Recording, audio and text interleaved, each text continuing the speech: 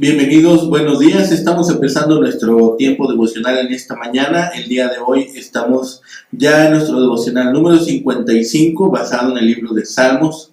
En esta mañana nuestro devocional lleva el título de oración del hombre acusado. Vamos a hacer la lectura de nuestra porción en esta mañana para tener nuestro tiempo devocional. Y en esta ocasión es el Salmo número 55. Vamos a leerlo.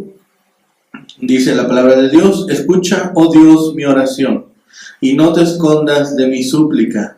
Está atento y respóndeme. Clamo en mi oración y me conmuevo, a causa de la voz del enemigo, por la opresión del impío, porque sobre mí echaron iniquidad y con furor me persiguen. Mi corazón está dolorido dentro de mí, y terrores de muerte sobre mí han caído. Temor y temblor vinieron sobre mí, y terror me ha cubierto, y dije: ¿quién me diese alas como de paloma? Volaría yo y descansaría. Ciertamente huiría lejos, moraría en el desierto, me apresuraría a escapar del viento borrascoso, de la tempestad.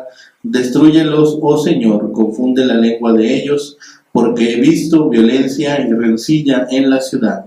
Día y noche me rodean sobre sus muros, iniquidad y trabajo hay en medio de ella, maldad hay en medio de ella, y el fraude y el engaño no se apartan de sus plazas. Porque no me afrentó un enemigo, lo cual habría soportado, ni se alzó contra mí el que me aborrecía, porque me hubiera ocultado de él. Sino tú, hombre, al parecer íntimo mío, mi guía y mi familiar, que juntos comunicábamos dulcemente los secretos y andábamos en amistad en la casa de Dios. Que la muerte les sorprenda, desciendan vivos al Seol, porque hay maldades en sus moradas en medio de ellos. En cuanto a mí, a Dios clamaré, y Jehová me salvará. Tarde y mañana y a mediodía oraré y clamaré, y él oirá mi voz. Él redimirá en paz mi alma de la guerra contra mí. Aunque contra mí haya muchos, Dios oirá y los quebrantará luego. El que permanece desde la antigüedad, por cuanto no cambian ni temen a Dios. Extendió el inicuo sus manos contra los que estaban en paz con él. Violó su pacto. Los dichos de su boca son más blandos que mantequilla, pero guerra hay en su corazón. Suaviza sus palabras más que el aceite, mas ellas son espadas desnudas. Echa sobre Jehová tu carga, y él te sustentará. No dejará para siempre caído al justo, mas tú, oh Dios, harás descender aquellos al pozo de perdición. Los hombres sanguinarios y engañadores no llegarán a la mitad de sus días, pero yo en ti confiaré. Bien, esta es la oración del hombre acusado. Trata de la vida y la muerte, la salvación del infierno y la perdurable presencia de Dios. En este salmo habla proféticamente el salmista de la experiencia del Salvador Jesús. Este salmo consta de muchas secciones cortas y su carácter muestra la profunda emoción que hay detrás de la estructura. Es una llamada a Dios a escuchar en medio de la angustia, un deseo de escapar de la muerte, una plegaria por el juicio de Dios a los malos, la descripción de la traición de un amigo, una renovada plegaria por el juicio de Dios a los malos, una plegaria por la salvación de los justos y una retrospectiva de la traición de un amigo y un llamado a la esperanza en medio de problemas. En este salmo, generalmente podemos observar que hay un hombre que se siente triste, desesperado, y él ora por su integridad de los enemigos y pide aquí su destrucción a medida que su confianza en Dios, quien les rescatará, se ve fortalecida. El Salmo 55 es una súplica individual que expone ante Dios un dolor intenso de sentirse perseguido y angustiado por sus enemigos, traicionado incluso por algún amigo íntimo, y es en medio de estas calamidades que el salmista le pide a Dios que lo defienda y lo libere de sus adversarios, ya que estos se apoyan en actitudes de violencia, en el sufrimiento que este hombre padecía, y así él, en su sentido de esperanza en Dios, está depositando su confianza. El poema pone de manifiesto un conflicto muy serio entre el salmista y un grupo de personas, entre los que se encuentran incluso, como hemos dicho, algunos amigos muy cercanos. El origen del problema puede ser la traición de un amigo, o incluso que la ciudad, que su nación ha caído en anarquía, que algunos de ellos están peleando por gobernar y que incluso están ahora persiguiéndole. Podría tratarse también de este periodo de la historia donde Jerusalén se ve nuevamente con las posibilidades de ser reconstruida, y en este contexto de caos y reorganización social y económica se atraviesa una crisis política luego de la guerra que ha venido. El contexto nos presenta a un hombre que tal vez se encuentra en destierro y que ahora clama porque sabe que es piadoso y sabe que también su familia sufrirá juntamente con él, que habrá carencias espirituales, que habrá carencias económicas por esta persecución de la cual él está siendo presa. Hay, sin embargo, al principio del Salmo una súplica a Dios. En los primeros 3 versículos observamos esta situación. Dice: escucha, oh Dios, mi oración, y no te escondas de mi súplica. Está atento y respóndeme. Clamo en mi oración y me conmuevo a causa de la voz del enemigo, por la opresión del impío, porque sobre mí echaron iniquidad y con furor me persiguen. Es en este comienzo donde vemos que el salmista pide ayuda. Hay ciertos imperativos que nos transmiten esta urgencia. Escucha mi oración, no te escondas de mi súplica, atiéndeme, respóndeme. Desde el comienzo mismo del poema, el salmista revela su objetivo y pone de relieve el ambiente psicológico que le está rodeando, pues clama y se conmueve. La finalidad es ser escuchado por Dios, porque está implorando su intervención salvadora. El fundamento de la plegaria del salmista es la voz del enemigo y la opresión del impío que se han confabulado para perseguirlo y angustiarlo. El salmista necesita imperiosamente la intervención divina ante las acciones de sus enemigos. El poeta sabe que Dios no es sordo, no es ajeno, ni está despreocupado, ni tampoco es un Dios distante. Por eso clama con intensidad, reconoce la capacidad divina de intervención y está convencido a confiar y llegar a Dios con este sentido de seguridad. Luego, en la siguiente sección del versículo 4 al 8, dice: mi corazón está dolorido dentro de mí, y terrores de muerte sobre mí han caído. Temor y temblor vinieron sobre mí, y terror me ha cubierto. Y dije: ¿quién me diese alas como de paloma? Volaría yo y descansaría. Ciertamente huiría lejos, moriría en el desierto. Me apresuraría a escapar del viento borrascoso de la tempestad. La plegaria inicial se torna ahora en una descripción de las condiciones actuales de la vida del salmista. Se siente angustiado, se siente temeroso, se siente dolorido y tembloroso. Inclusive le envuelve el espanto, que es una forma de enfatizar la desesperación, revelar su estado anímico y describir la congoja que le persigue. La imagen del problema es clara. El salmista está frente a una situación de crisis mayor. Se siente débil, asustado e incluso amenazado de muerte. En medio de este ambiente de persecución y angustia interna, el poeta desea huir de su realidad, desearía transformar su situación. Las imágenes que nos transmite son ilustrativas. Dice, si tuviera alas, volaría lejos para descansar.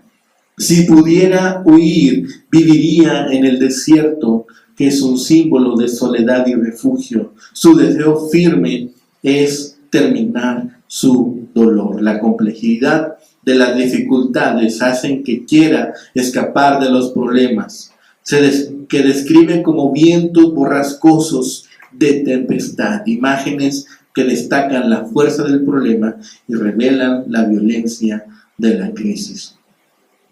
Hacia el versículo 9 al 11 dice, destrúyelos, oh Señor, confunde la lengua de ellos, porque he visto violencia y rencilla en la ciudad, día y noche la rodean sobre sus muros, e iniquidad y trabajo hay en medio de ella, maldad hay en medio de ella, y el fraude y el engaño no se apartan de sus plazas. A la oración y descripción del problema le sigue una oración.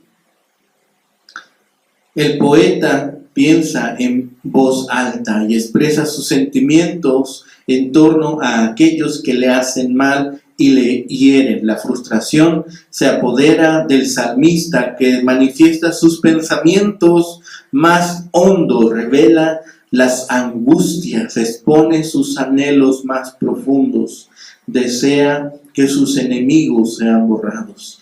La petición del salmista es que sus enemigos sean destruidos de forma total y absoluta, y reclama además la confusión de sus lenguas, que es también la manera de destrucción por falta de la comunicación. Los enemigos del salmista están presentes en todas las esferas de la ciudad, rodean los muros y no se apartan de sus plazas. Los muros es la protección de enemigos que provienen del exterior, y las plazas son los lugares junto con las puertas de la ciudad donde se hacían los negocios y se reunían los ancianos para implantar justicia. El poeta describe una ciudad en crisis y la describe de forma figurada con las expresiones de violencia, rencilla, iniquidad, falta de trabajo, maldad, fraude y engaño. Junto al sentimiento interno de persecución y frustración, el salmista añade un ambiente social de anarquía, descomposición, desesperanza y crisis en su nación. Hacia la última parte del versículo 12 al 15 dice, porque no me afrentó un enemigo, lo cual habría soportado, ni se alzó contra mí el que me aborrecía, porque me hubiera ocultado de él, sino tú, hombre, al parecer íntimo mío, mi guía y mi familiar, que juntos comunicábamos dulcemente los secretos y andábamos en la amistad en la casa de Dios. Que la muerte les sorprenda, desciendan vivos al Seol, porque hay maldades en sus moradas, en medio de ellos. Esta sección revela uno de los mayores problemas del salmista. El origen de su desgracia y dolor es la traición infame de un amigo íntimo. El Salmo nos revela que hubiera soportado las afrentas de los enemigos y también hubiese superado las acciones hostiles de quienes le aborrecen. La crisis manifiesta un grado máximo cuando se percata de la identidad del traidor, una persona íntima a quien trataban como guía, como confidente, como compañero.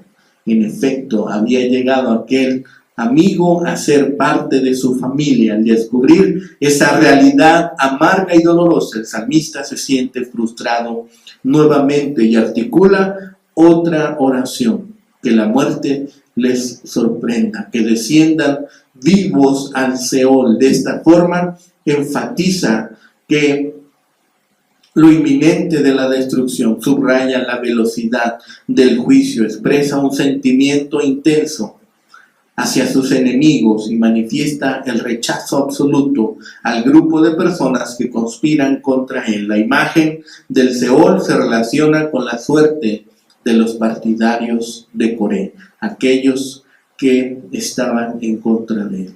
En la última sección, del versículo 16 al 19, dice: en cuanto a mí, a Dios clamaré y Jehová me salvará. Tarde y mañana y a mediodía oraré y clamaré, y él oirá mi voz. Él redimirá en paz mi alma de la guerra contra mí, aunque contra mí haya mucho. Dios oirá y los quebrantará luego, el que permanece desde la antigüedad, por cuanto no cambian ni temen a Dios. En esta parte el salmista toma la palabra para clamar al Señor y afirmar su esperanza de salvación.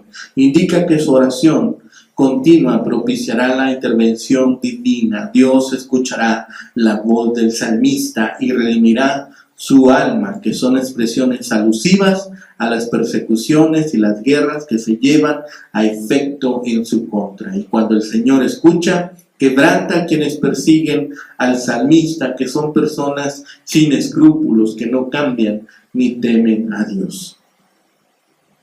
En este cierre del Salmo, del versículo 20 y 21, se retoma el tema de la traición y se describe a la persona aludida como perversa, pues violó el pacto de amistad y de paz, que es una forma de describir la confianza mutua y respetuosa que debe existir entre verdaderos amigos y fraternos. El amor del traidor es la palabra engañosa que se vuelve como mantequilla o suave aceite, mortal como guerra y que daña como las espadas desenvainadas. Es este falso amor que le ha dado como respuesta a su fraternidad, a su amistad que el salmista le refirió a su persona. Es al final que el poema, en el versículo 22 y 23, incluye palabras de seguridad y esperanza, incluso una declaración de confianza. Según el salmista, Dios no dejará caída para siempre a la persona justa, pues sostendrá a quienes se apoyen en él. Confía que el futuro de quienes le persiguen, que son descritos como sanguinarios y engañadores, será el pozo de perdición. Además, desea que no lleguen a la mitad de sus días. Por su parte, el salmista seguirá confiando en Dios. El mensaje de este salmo es un mensaje de consolación y sentido de futuro. Es aquí donde vemos que la carga presenta un dolor angustioso y es símbolo de la gravedad del problema que afecta al salmista. Y no solamente tenemos este tipo de problemas, no solamente tenemos este tipo de circunstancias que nos afrentan, sino que hay muchas otras cosas que nosotros podemos enfrentar. Sin embargo, en cada ocasión podremos seguir confiando en Dios.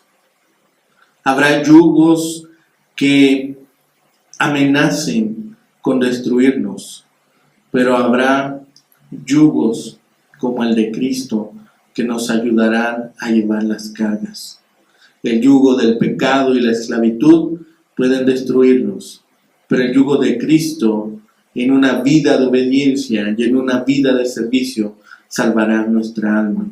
A través del tiempo, este salmo se ha relacionado con la pasión de Cristo.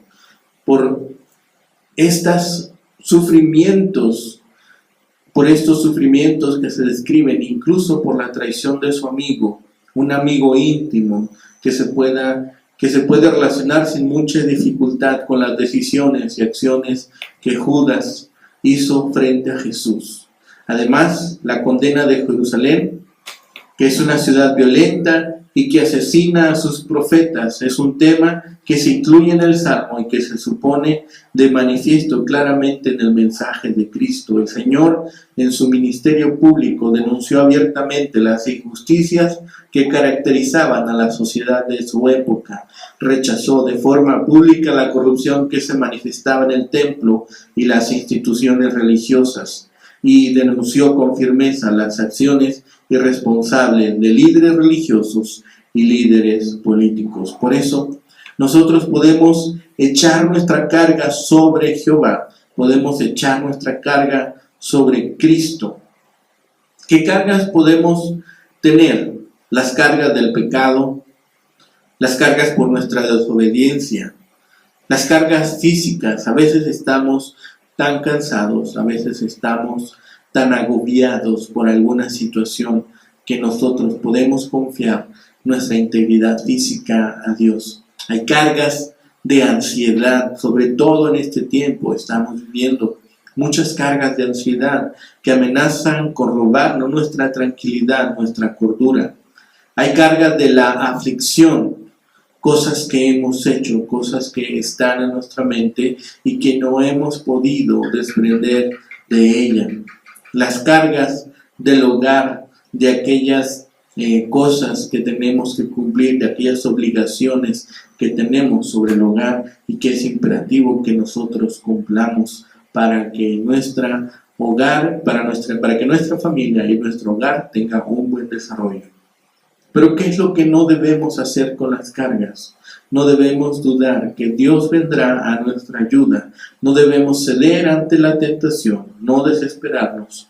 Tampoco huir de ellas, ni enojarnos porque esas cargas son puestas sobre nosotros. Debemos echar la carga sobre el Señor.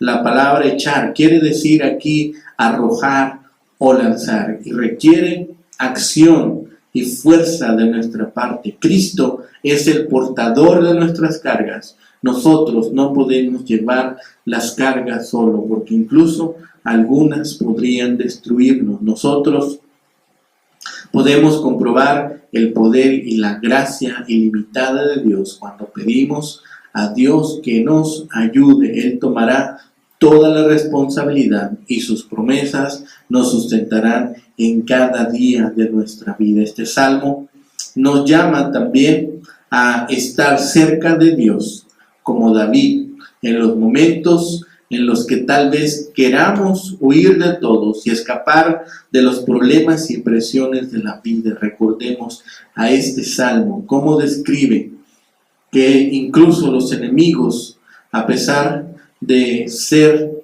tan peligrosos, no son tan peligrosos como la corrupción, no son tan peligrosos como la herida de un amigo. Habrá momentos cuando los amigos nos confronten con amor para ayudarnos. Los verdaderos amigos, sin embargo, permanecen junto a nosotros en los tiempos difíciles y nos brindan consuelo, el amor, aceptación y comprensión. ¿Qué clase de amigos somos nosotros?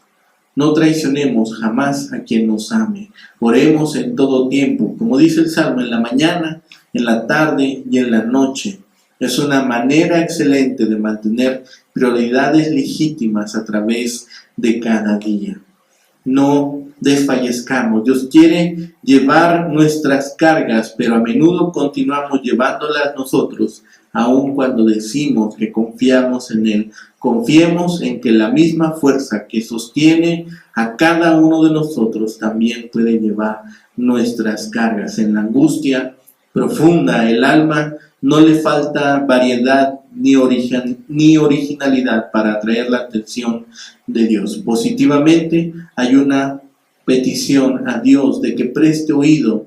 No tenemos a un Dios que se esconda a nuestras súplicas. Estemos confiando en Él en todo el tiempo. El corazón de la súplica es esta traición que ha sufrido este hombre. El dolor hubiera sido soportable, dice, si hubiera sido un enemigo, pero es alguien que estaba junto a él. Y en esta tribulación emocional es este hombre que recurre ahora a la oración y clama a Dios y espera de Él la resolución de todo el conflicto.